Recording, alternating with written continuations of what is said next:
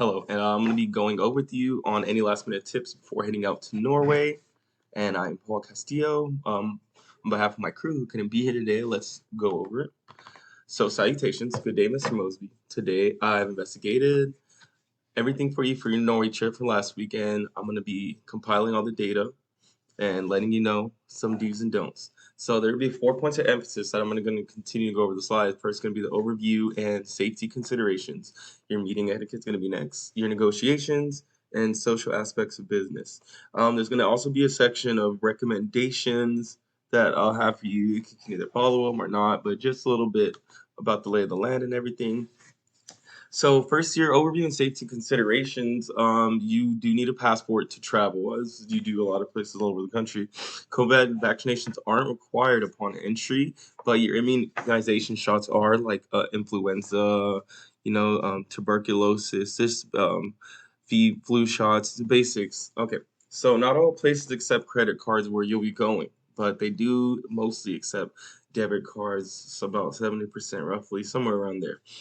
Their currency exchange, they really don't use our currency dollar, but it's really easily like their currency is NOK, so their Norwegian currency. It's easily attainable through exchange machines, and for every $10, I think of theirs is one of ours, so the exchange rate is fairly simple and easy. So shouldn't have too much of a problem. So in July, the weather is going to be in the mid 70s this time of year. So I mean, just comfortable for the places you go in. Tourism is going to be really high. Oslo is going to be the capital, and that is going to be where you'll be transporting to and from. You'll be around there. The options are abundant. It's an urban city. There's about 4 million population roughly. So finding you around shouldn't be too hard. There should be buses, trolleys, Ubers, all types of things. So some common terms include how are you? That's going to be Hovendar Hadudiet. I don't know if I said that too well. Hello is hi. Yes is ja. And no is ne. So meeting etiquette. So a Norway dress code is usually confirmed beforehand, so be sure to check in on the dress code based on the weather, how the country's having. Usually it's kind of a play by ear. I mean, they're very professional, but they do tend to have a little leeway in things, but you just got to ask. So they're very punctual in this country. Don't count on being late. They really do not like that. If anything, you need to arrive early and greet the colleagues, so you can just have a good lay of the land, and they get just a good feel for who you are, because that's really how they operate.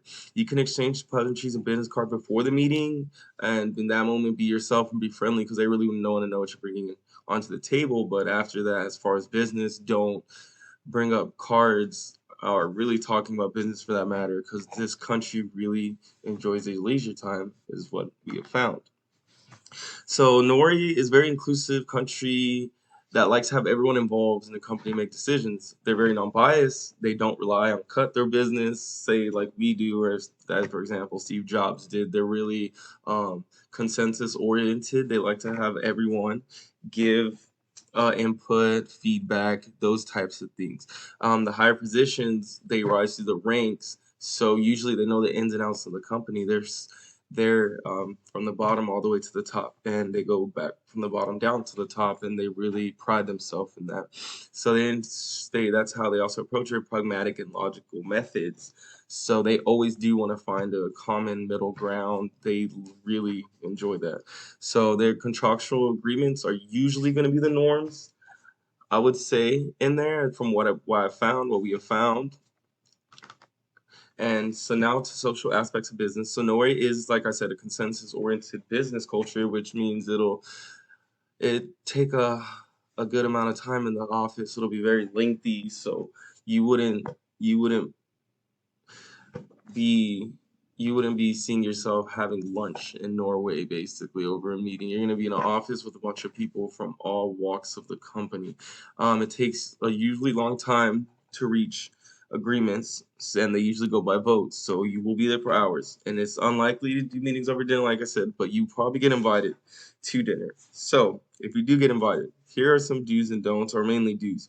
But don't decline the invite as one. That's for scenery.